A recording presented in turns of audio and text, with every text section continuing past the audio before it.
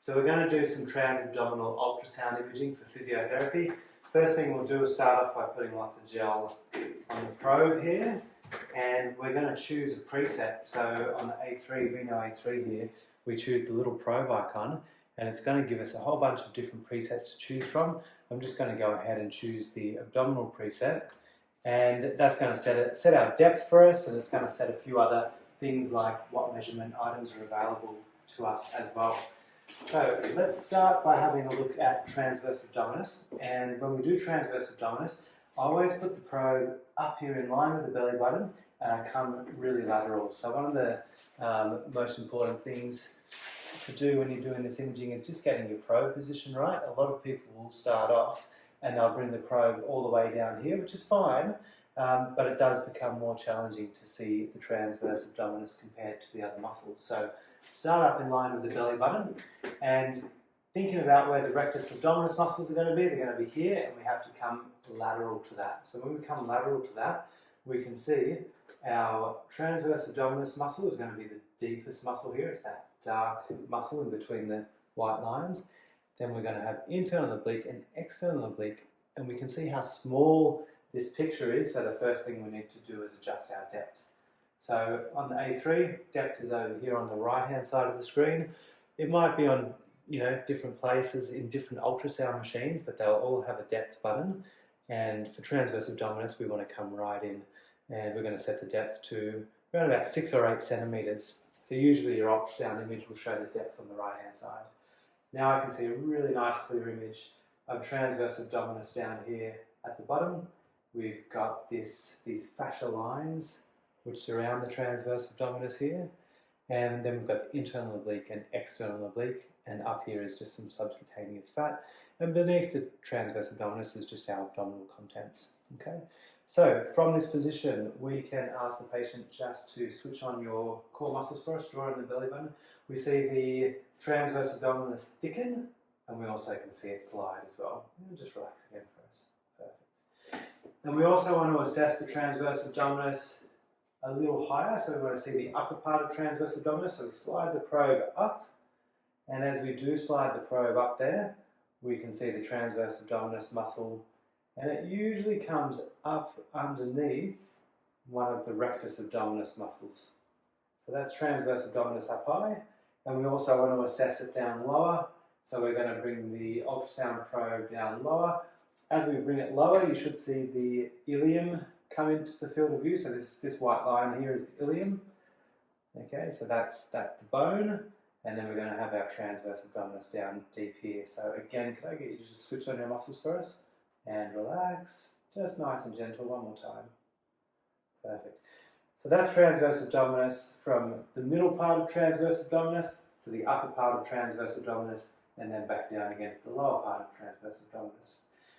Now, if we want to take a look at the rectus abdominis and the linea alba, especially if we're going to be doing some kind of visualization of DRAM, let's have the probe in the midline. And the very first thing to do here is we want to get an image of rectus abdominis. So we're going to get a nice clear image of rectus abdominis on one side or the other. So let's just start on the right side here. So just bring my depth in a little bit so I can see the rectus abdominis muscle here. So that's the rectus muscle there. Just do a tiny little crunch first so we can see that muscle tense up. Perfect, and relax. And I'm going to increase the frequency a little bit because we're at a shallow depth. We can increase our frequency to get a clearer image. So I've just increased the frequency. We can see the image has become a little bit clearer, and I'm going to increase the brightness a little bit by turning the gain knob. So now with my rectus abdominis in view here, I come centrally, and I'm going to go all the way onto the other side of the abdomen, and we're going to see the other side rectus abdominis here as well. Just spread a little bit of ultrasound gel so that I've got my picture nice and clear. So one of the things to note about this type of imaging is depending on where you are on the abdomen, if you're up higher or lower, you'll either see the muscle, so rectus abdominis, or if I come lower, you'll see the fascia which sits in between the rectus abdominis. So if we're in the wrong position, we're not going to be able to get a very good view of the linea alba. So we want to go over a section where the muscle is really nice and clear like this, on both sides. So come back looking at it on both sides. We've got really nice clear muscle here, really nice clear muscle on the other side, and sitting right in between them is going to be the linear outer. If we want to take a measurement of this, we've got a measurement button here. So I'm going to press that measure and bring up my cursor inside the muscle belly, press enter, and then I take the cursor across to the other side of the linear outer, just inside the muscle belly, and I press enter again, and it's going to give me a distance up the top. If I want to see what happens to the linear outer functionally, we unfreeze it, and we're going to ask the patient to do a couple of little things. So we might get you to do a very small crunch for us.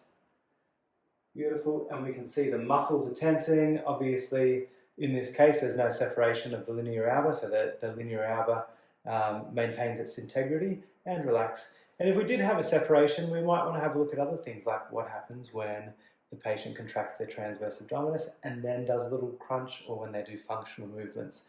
So we might be looking for doming of the linear outer, or we might be looking for ruffling of the linear outer.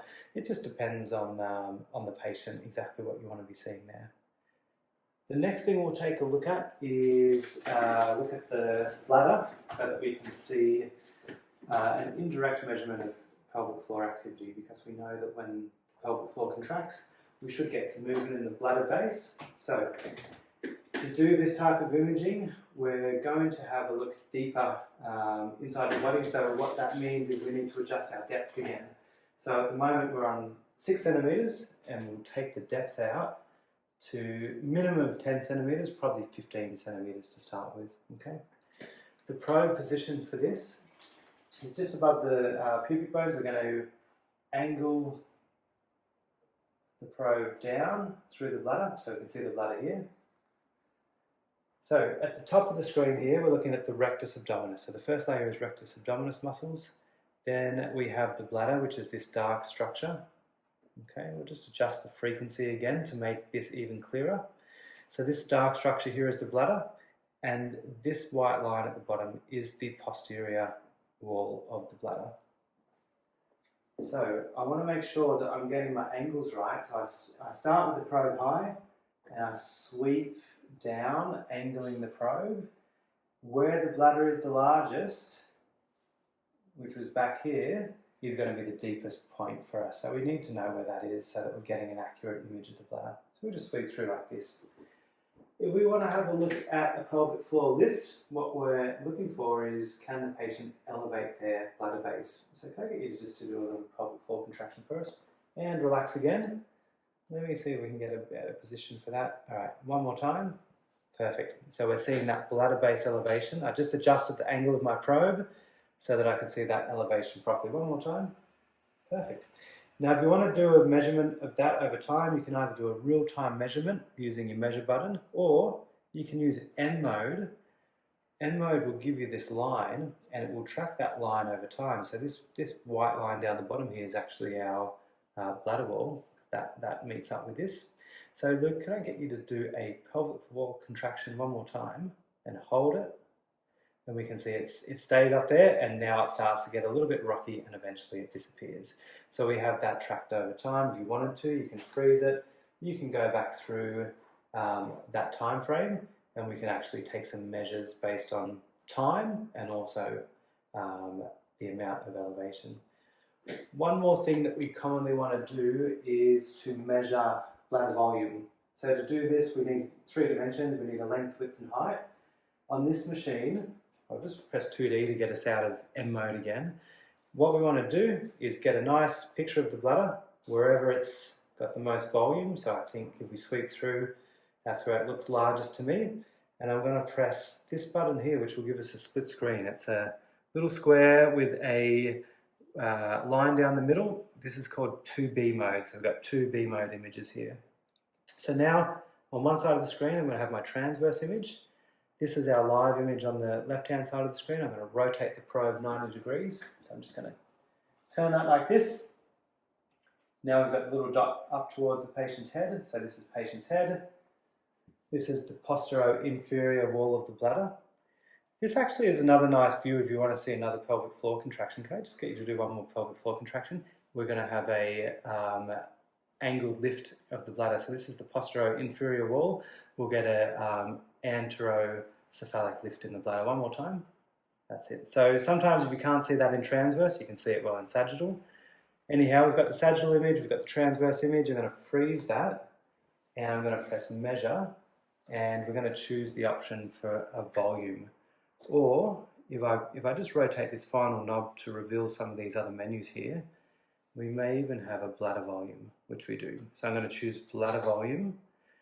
It's going to ask me for a length, width and height. So I'm going to take the length and width off the transverse image, so just top to bottom, left to right in the widest points, because it pretty much always underestimates with ultrasound measurements of the bladder. And then I'm going to take the largest measurement diagonally across the sagittal image, so up to here. Now I can't perfectly see the end of the bladder here, but I'm guesstimating that's about where it finishes. The ultrasound machine is going to multiply these three distances by a correction factor, which takes into account the shape of the bladder, and that's going to give us our volume up the top, so that's our bladder volume.